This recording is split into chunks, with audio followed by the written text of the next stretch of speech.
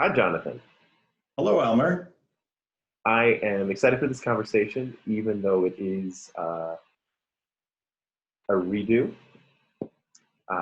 Thanks for accommodating the technical issues we had the last time. Um, My pleasure. let's make it feel fresh, shall we? I can do that. So, just in case there's folks who are watching this who don't know you, would you mind introducing yourself? So my name is Jonathan Jackson. I'm the CEO and Artistic Director of Milwaukee Film. And Milwaukee Film runs the Oriental Theatre on the east side of Milwaukee. We produce the annual Milwaukee Film Festival, which is now one of the sort of top 10 largest film festivals in the country. We also do year-round education programs for youth and for teachers. And finally, we support growing the local filmmaking economy through grant programs for filmmakers and professional development programs. So, nonprofit organization in Milwaukee. Love it. So, when I think of the film festival, when I think of just the movies, I think of people coming together and sitting in a room in fairly close proximity. How does the film festival exist in this time of social distancing? What do you do about it? Well, cut right to it.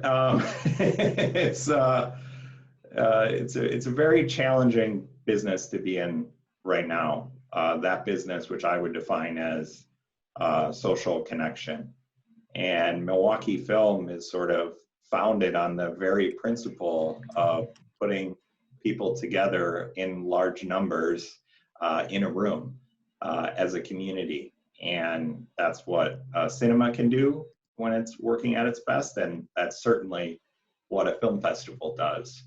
So during this pandemic, we've already had to make challenging choices about shutting down the theater. And we're currently in that planning mode right now for our fall film festival and to see what that could look like during this time. One thing we do have an asset, and it's just pure luck in our case, as opposed to several of our peers around the country who have the challenge of having had their festival scheduled in the spring, who had to outright cancel or attempt to pivot on a dime to a virtual platform. So we're closely watching and communicating with all of our peers who had that unfortunate challenge to see what we can do this fall. So one of the things that I've read about is you all did launch a digital or virtual format. Can you tell us more about that? So we launched Sofa Cinema, which it was exciting for us because I can't say it strongly enough what I said earlier about I've held the line at Milwaukee Film about our experience is one that is in a cinema with a lot of people with the best possible sound and projection experience. And when the pandemic immediately broke out and when we decided to shut down the theater, I think it was Friday, March 12th, my immediate reaction was, no, we're not going to try to develop or embrace an online viewing portal.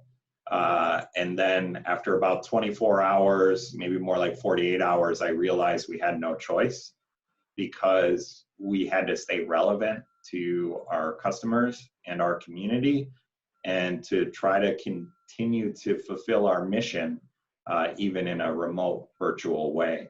So we quickly pivoted after that initial hesitancy and within 2 weeks launched a virtual platform that is actually very much like the theater experience in terms of programming, whereby we handpick films that largely you can only see via our platform. And these are handpicked for our audience, heavily curated.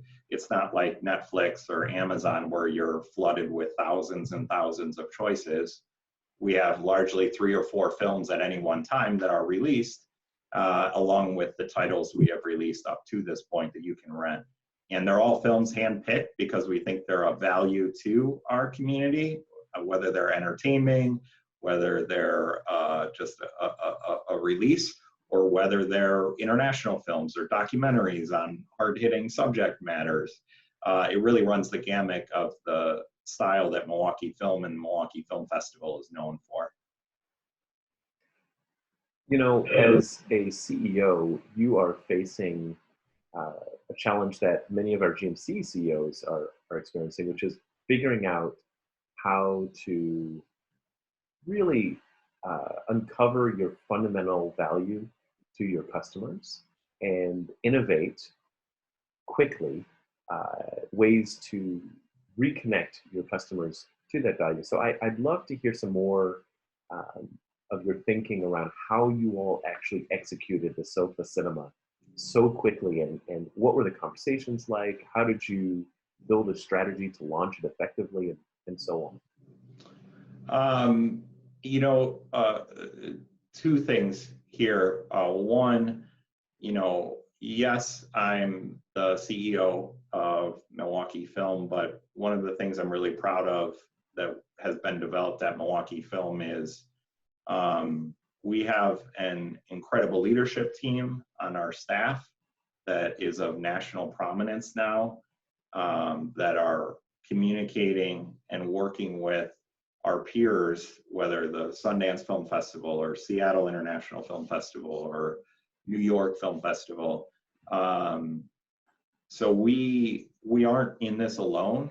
And what I have actually, one of the positive outgrowths of this crisis is not just our leadership team stepping up and providing and creating opportunities like this, but also our relationship to our peer organizations nationally in the film industry, and then also even locally in the arts sector. I have had more conversations and communications one-on-one or in group Zoom type settings with other executive directors or CEOs of pretty much all the major arts and cultural institutions in Milwaukee. And that's sort of so exciting and refreshing to me. And that has helped inform our pivot.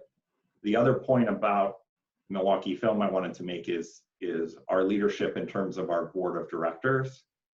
We have a 32-person board of local community leaders in the corporate, in the philanthropic, in the government, in the education sectors. And, you know, in working with our board and our executive committee, who's been very engaged through this process, you know, we understand that we need to stay relevant to our community, to our member base, to our supporters, and at large as a cultural institution that at the end of the day is striving not just to show cinema, but to create a community forum to explore what community is, ideas, excitement. And I can't state it more clearly than just presenting the case of a new partnership we developed. So this is literally in the last sort of month of this crisis, we expanded our partnership with Froedtert and the Medical College of Wisconsin on a unique concept, first case sort of in the country, if not even maybe the world, the idea of a minority health film festival last year.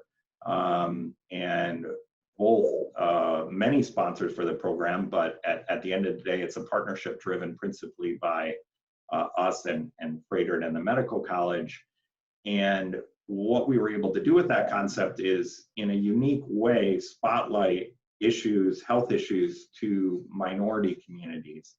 And what we've done with this pandemic, that there are some early startling statistics emerging about how it's impacting minority communities disproportionately, is we're launching a minority health film series as part of Sofa Cinema right now. There's a really unique film about environmental health challenges called Mossville that's on the platform right now.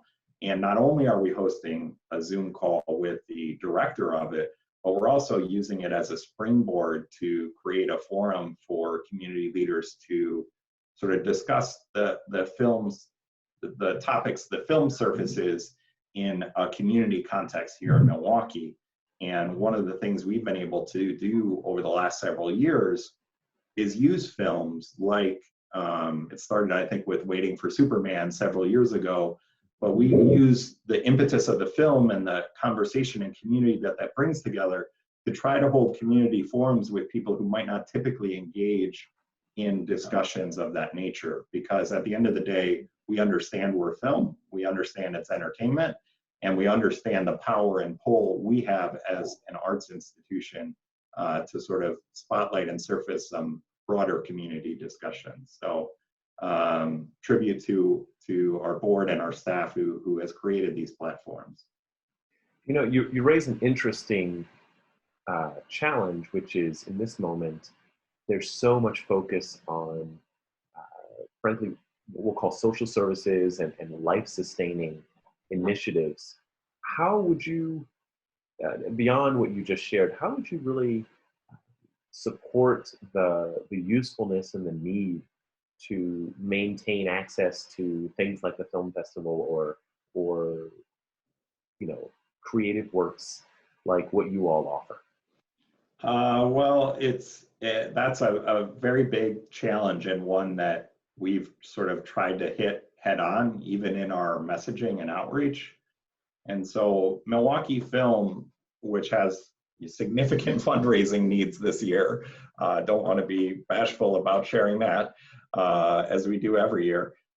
But thankfully, we are actually in a bit of relative strength compared to many of our peers locally in the arts sector and nationally in the film industry by having a reserve and you know, a sort of a strength in that. Most film industry nonprofits don't.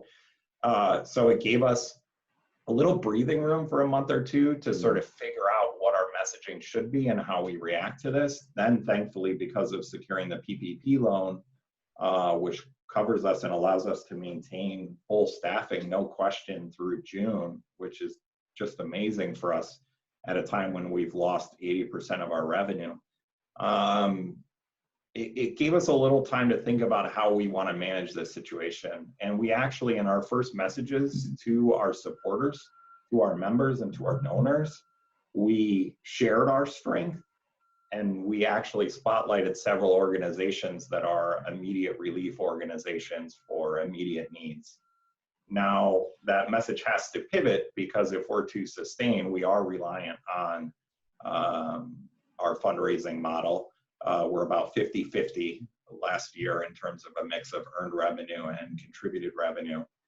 And what I would say is that what is our society if we don't have culture and art? What are we striving to save or have as a community?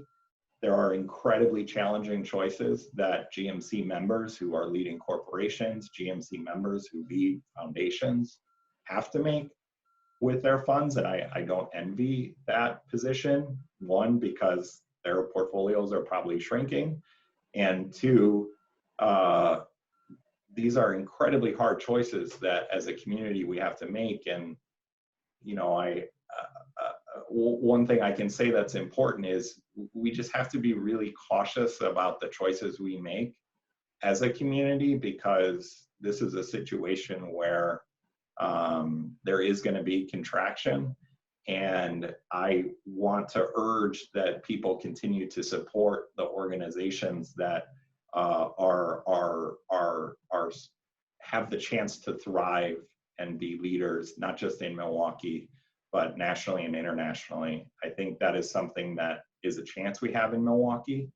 I would love to think that Milwaukee Film could be one of those organizations. I think we're still very young and have a lot to prove, but Milwaukee, I think, is going to continue on the trend it had before all this started, but everybody has to make some really hard choices about those giving. But ultimately, to your question, if we don't have art and culture as a society, what is society? So, you know, I would just want to make sure you understand that certainly Milwaukee Film has proven itself to many of us. I am proudly a member and an attendee. Well, thank you, Elmer. Of course, but there's never a better time to upgrade than right now, Elmer. There you go. It's always good to insert the pitch too. So let's talk about something positive. I mean, right now the Oriental is closed. We know that last year you all were endeavoring a renovation. Can you use this time when you can't see customers to complete that renovation, or at least further it? So the first 4 weeks of this crisis, like running the business, and I'm sure this is what every company has had to manage, but we had to do 2 major pivots, because the first thing was realizing that we had to embrace a virtual platform and figure out how to launch that with other industry peers around the country, both exhibitors and distributors of content. But then the other pivot was, we as an organization thought we made a brilliant decision towards the end of last year, which was we didn't want to shut down any of our theaters in 2020, because we wanted to really prove our business model and fine tune our operation at the Oriental Theatre, which was successful up to that point, but we still think had room to grow. And so we had our designs on a full year of no business interruption and sort of punting construction, which by necessity would shut down screens for several months, to 2021 or 2022. And then in the same time period, 24, 48 hours, that was figuring out that, oh, we have to do a virtual component, and aggressively, we're also like, wait a minute, the Oriental Theatre is shut down right now. And when is it gonna open again? All exhibitors, small ones like ours, major ones like Marcus Theaters, you can't just turn it on. And it's almost been comical to read some of the press releases and communications from, not comical, but maybe just absurd is the right word, when they talk about reopening cinemas. You can't open a cinema without content. And literally all films have been pushed to the earliest July. And there's only actually a handful of movies in July and August right now. It's really not until September and October that the release pipeline opens up again, that there would actually be content to bring customers out. So even if we were able to open up, there's nothing to show. And so with the theater being shut down and no content coming, we pivoted to pursue construction. We have not decided yet to start construction. We have some really challenging cash flow and financial management conversations we have to make to preserve our cash position should the worst of this crisis and forecasts come true, which we will do and we'll be able to manage to. But it would be foolish not to consider taking care of construction now that would in the future have to shut down, part of the business and revenue flow, when we could just take care of it now. And we have dedicated funding that can only be used per the campaign for those construction projects. And frankly, when you have to make decisions about staffing, which every organization is going through right now, especially ones in social convening, they're terrible, hard choices to make. But at the end of the day, the Oriental Theatre is an institution, an icon in Milwaukee that was neglected for decades, long before the current ownership secured it. We want that institution and that history to be preserved, and investing in it, as our donors chose to do by supporting our $10 million capital campaign, is something we intend to honor and do. We just have to make the right choice about when and how to spend that money. And that's what we're trying to deliberate about literally right after the Zoom call. Right. So we won't take too much longer then, given that. So when I think of film, obviously I think of stories, and you are yourself a filmmaker, and that makes, in my eyes, you a credible teacher of storytelling and how we might take advantage of dramatic moments such as this to record what's happening in our lives in a useful way for the future. So I know this is a totally left field question, but share some advice, if you will, to everyone watching this, our GMC member peers and the GMC team, with how we might best think of recording this moment and producing from it compelling, insightful, and useful stories for the future. There's two answers I would give to that. One is I am just generally, it's not necessarily stories about this moment, but I am almost hopeful and excited about what happens when artists come out of this who have been forced to play with their thoughts and ideas and sort of incubate for a period of time. And I think there's documented history over centuries of artistic movements that are spawned out of plagues and pandemics.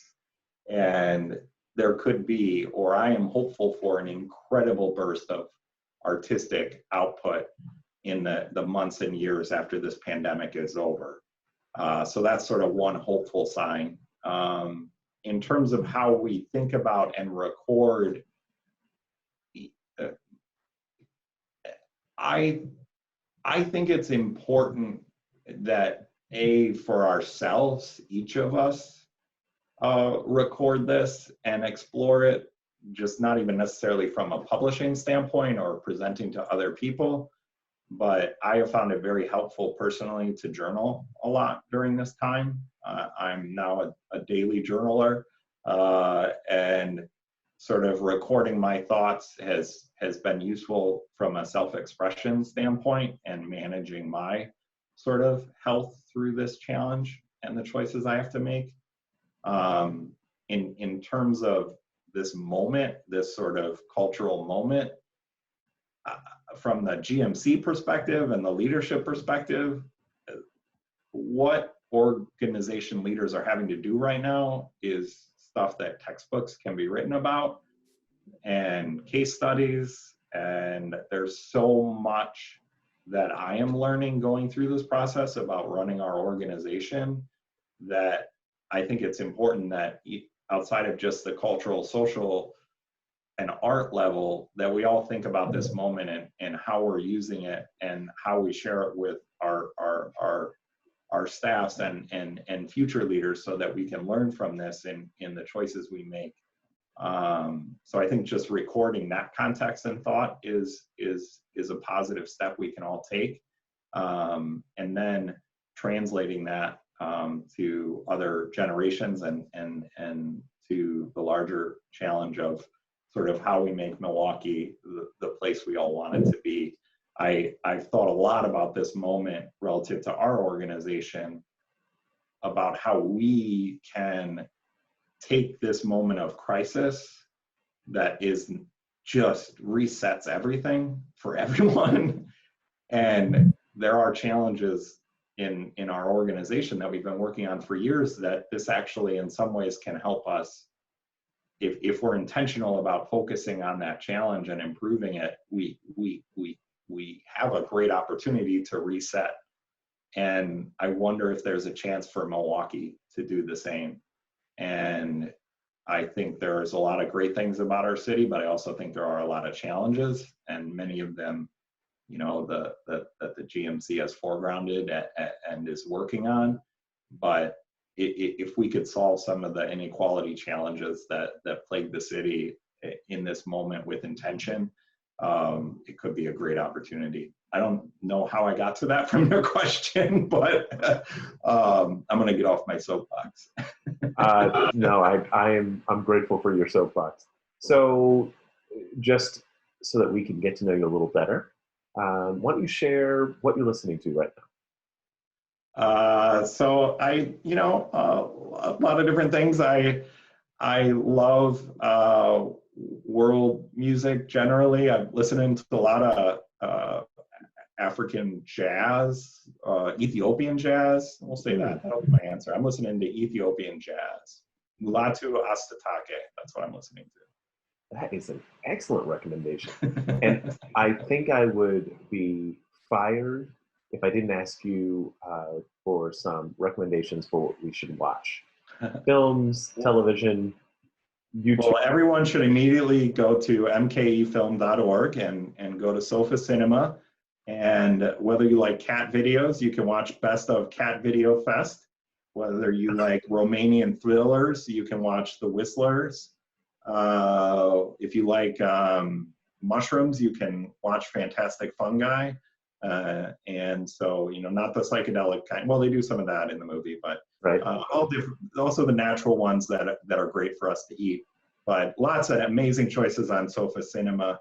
I do want to say that my tastes tend to tilt a little dark, and I have now rewatching Chernobyl for the 4th time, which was an HBO miniseries, five episodes, I think, which I just think is absolutely extraordinary filmmaking and storytelling. But I'm leaning into this pandemic maybe a little too much in focusing on that, because so much of what's interesting is about that film is how the state responds, and the leadership and communication challenges there. So everybody should really brighten their day by watching Chernobyl. That was quite a zag. Jonathan, I can't thank you Elmer, enough. can I share one other note? Of course. Sorry to interrupt, Okay. but in addition to my position at Milwaukee Film, I also volunteer as board president of the Eastside BID, the Business Improvement District. And that's a very different volunteer role than the one I signed up for 2 years ago. Today, hearing from the small business leaders on the east side of Milwaukee has been extremely challenging. It is dire for small businesses right now, and there's only so much that BID can do. You know, our role is to advocate and sort of work with the city on planning and convening those BID members. But there's nothing more powerful that anybody in the GMC can do than to simply buy local at this moment and to support with your spending the restaurants, the small shops, the local businesses. So, you know, think twice before we're all just using Amazon with all of our purchases, and support your local businesses with your dollars.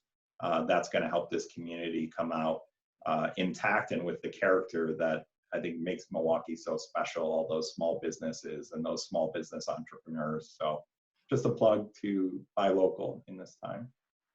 I'm glad that you remembered to insert that plug. That's a very important one. And obviously, you know, as the director of Scale Up, I am fully and faithfully invested in the success and the enduring success of small businesses in Milwaukee, because just as you said, their health is the health of all of us. So, you know, I like that. Maybe I should order out for dinner this evening. Well, you can. I would encourage it to be an East Side business. I won't say which one. I don't want to pick favorites, but there's probably a smart thing. Yeah. If you go to, I think it's eastside.org, the Eastside BID, there's great resources for all the businesses on the east side of Milwaukee that are open for takeout at this time. And everyone loves a shameless plug. That was perfect. Jonathan, thank you so much for making some time for us today. I am super excited to get together with you in the near future, and I hope that we can continue supporting the film festival and all the great work that you're doing. Well, thank you so much, Elmer.